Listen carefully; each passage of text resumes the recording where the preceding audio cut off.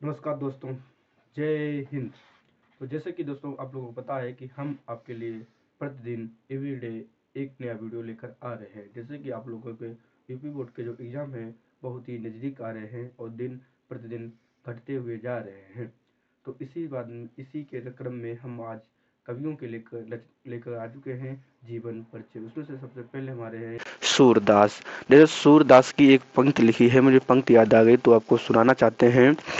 ठीक है, क्या वो पंक्ति है कि मैया मोही दाऊ बहुत खिजायो, मैया मोही दाऊ बहुत खिजायो, मोसो कहत कि मोल को लीनो, मोसो कहत कि मोल को लीनो, तू जसमत कब जायो, तू जसमत कब जायो। ये एक पंक्ति है। तो इसी पंक्ति में हम सूरदास जी का जीवन परिचय देखने वाले हैं। तो चलते हैं। जैसे कि हम आप लोगों को हर वीडियो में बताते हैं कि सूरदास की जो हेडिंग है कॉपी के बीचों बीच में डालनी है। बोर्ड का एरिया कम होने के कारण हम साइड में रख देते हैं। आगे देखते हैं जीवन परिचय। आगे हेडिंग डालनी है हम लोगों को जीवन परिचय। जीवन परिचय हेडिंग डालने के बाद हम लोगों को क्या करना है, सूरदास का जन्म आगरा से मथुरा जाने वाली सड़क पर रूनकता नामक ग्राम में बैसाख सुदी 1478 ईस्वी में हुआ। कब हुआ? 1478 ईस्वी में हुआ। विद्वानों में इनके जन्मांध होने के संबंध में मतभेद है। कुछ विद्वानों का इनके जन्म से अंधे होने में मतभेद है कि कुछ विद्वान कहते हैं कि यह जन्म से अंधे हैं या नहीं अंधे हैं। तो आगे देखते हैं।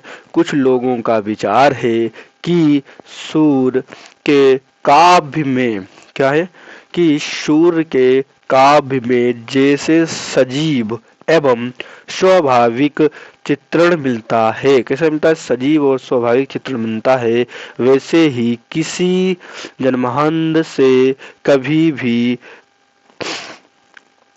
कदलीन संबंध नहीं हो सकता।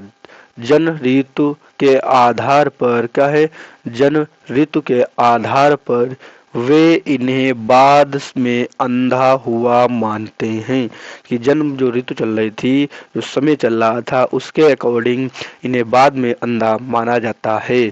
फिर देखते हैं कि सूरदास सारस्वत ब्राह्मण परिवार में पैदा हुए थे। जो सूरदास थे उनका जन्म ब्राह्मण परिवार में हुआ था। 18 वर्ष तक क्या हुआ, 18 वर्ष तक निकटवर्ती ग्राम में रहकर संगीत का अध्ययन किए। निकटवर्ती ग्राम में रहकर संगीत का उन्होंने अध्ययन किया। सत्संग के प्रभाव से उन्हें धर्मशास्त्रों का ज्ञान हो गया। साथों में लोगों के साथ में रहने से, सत्संग करने से उन्हें धर्मशास्त्रों का ज्ञान हुआ। बचपन से ही विकृत होते गौ घाट पर क्या है, गौ घाट पर रहने लगे। ये वल्लभाचार्य को इन्होंने एक स्वचरित्र पद सुनाया। स्वचरित यानी अपने द्वारा लिखा हुआ एक पत्र इन्होंने सुनाया, जिस पर प्रसन्न होकर क्या है, जिस पर प्रसन्न होकर उन्होंने इनसे कृष्ण लीला को छंदबद्ध करने का सुझाव दिया।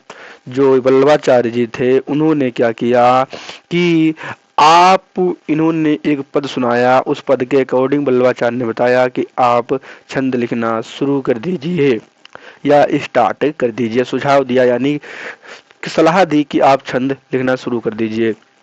यह वल्लभाचार्य के शिष्य बन गए। इन्होंने वल्लभाचार्य थे, इन्होंने सोचा कि वल्लभाचार्य को हम अपने गुरु बना लें और वहीं गोवर्धन पर्वत बने श्रीनाथ जी के मंदिर में कीर्तन करने लगे। वहीं क्या हुआ, श्रीनाथ गोवर्धन पर्वत पर थे, वहीं श्रीनाथ जी के मंदिर पर क्या किया उन लोगों ने, कीर्तन करने लगे थे। आगे देखते हैं क्या किया इन्होंने कि इनकी मृत्यु परसौली ग्राम में 1583 ईस्वी के आसपास हुई।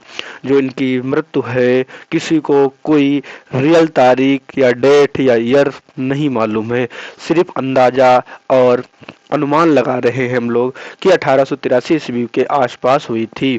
इनकी जो रचनाएं हैं क्या है, सूर सागर, सुरावली, क्या है सुरसावली है, सॉरी सुरसावली और साहित्य लहरी है। क्या है, सुरसावली और साहित्य लहरी है, ये रचनाएं हैं। जैसा कि ये सूरदास के जीवन परिचय है। इसका आप लोगों को क्या करना है कि इसकी स्क्रीनशॉट ले सकते हैं या इसका आप लोग नोट कर सकते हैं वीडियो को रोक रोक कर। जैसे कि हम आप लोगों को साहित्य से और कवि के जो हैं उन लोगों के जीवन परिचय लेकर आ रहे हैं। वीडियो अच्छा लगे तो बच्चों वीडियो को शेयर करना ना भूलें। हम और हमारे बच्चों पर, आप लोगों पर, हमारे मित्रों पर माँ सरस्वती का हाथ हमेशा रखा रहे। मिलते हैं नेक्स्ट वीडियो में, तब तक के लिए जय हिंद, नमस्कार।